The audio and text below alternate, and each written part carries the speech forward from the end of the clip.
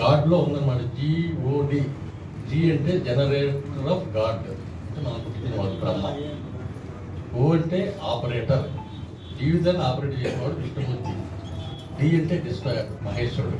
అందులో ముగ్గురు విమూర్తులు అన్నమాట.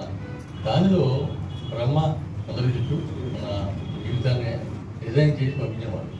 కుమారీస్ అంటే సాంస్క్రిట్లో ప్రిన్సెస్ అని అర్థం.